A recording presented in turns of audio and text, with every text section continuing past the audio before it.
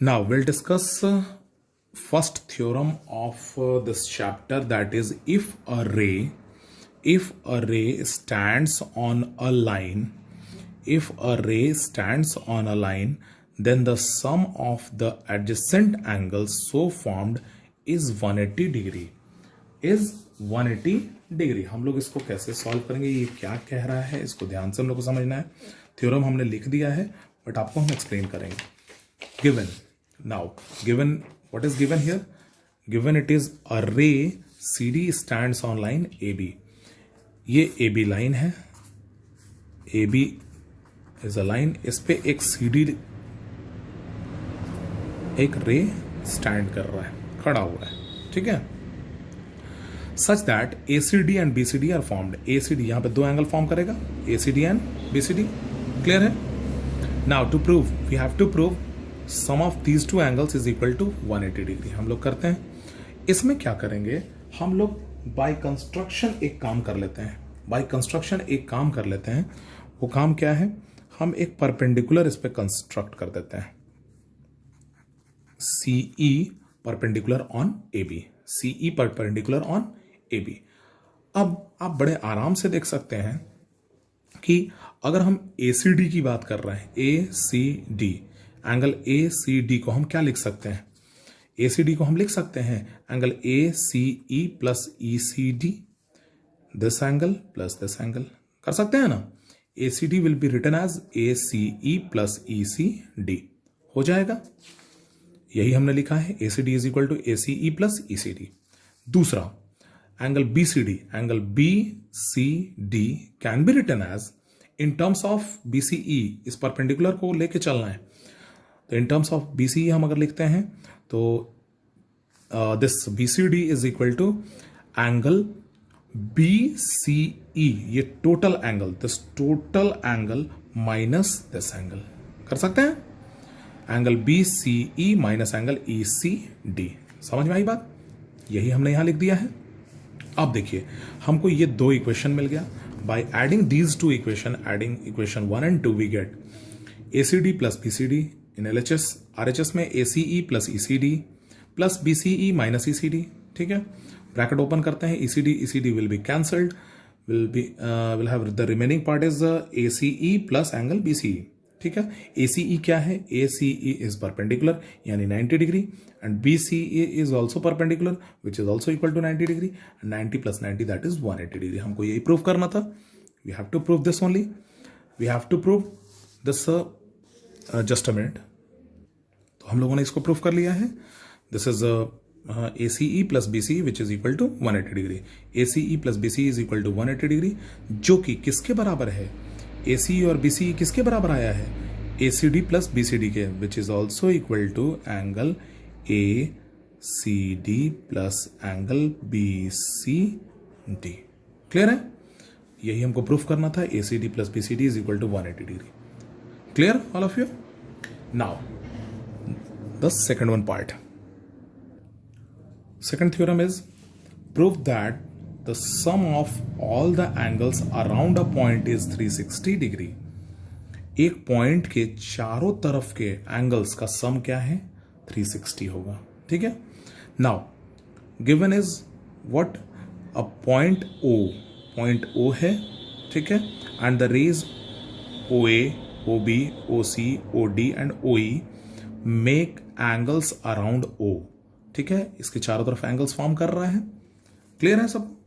We have to prove AOB, angle AOB plus BOC plus DOE plus angle EOA. मतलब ये 1, 2, 3, 4 and 5, ये पांचों angles का sum कितना होगा? That will be equal to 360 degree.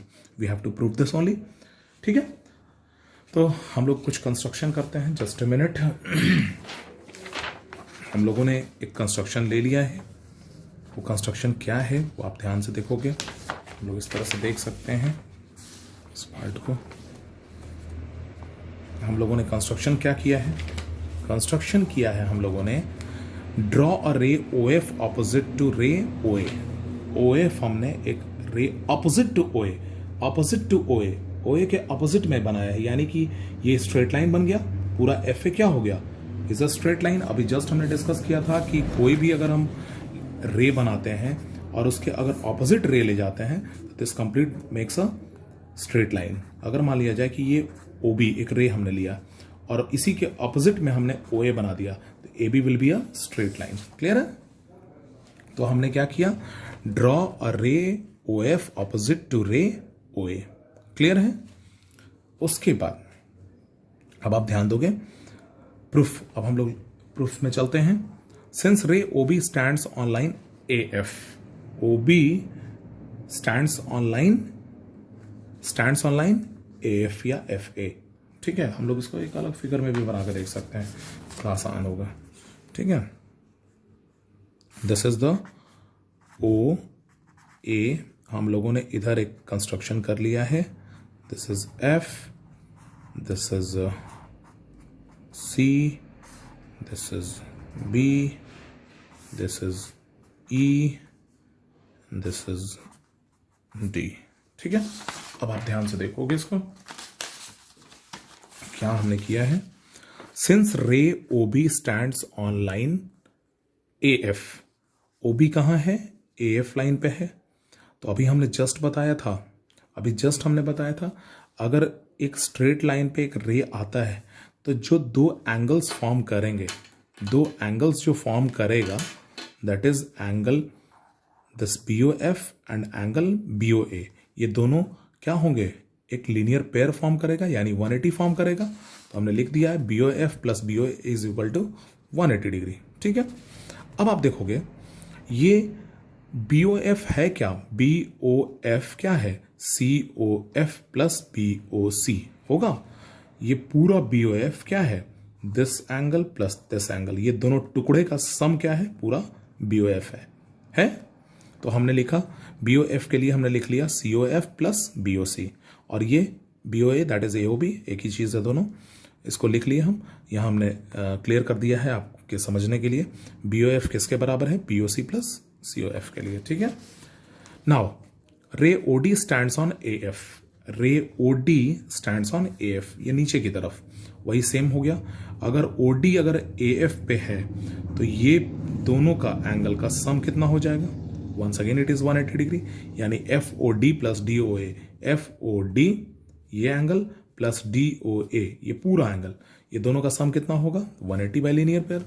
ठीक है, नाउ एफ ओ डी तो ठीक है, इस डी ओ ए के लिए हम लिख सकते हैं D O E plus E O ए लिख सकते हैं।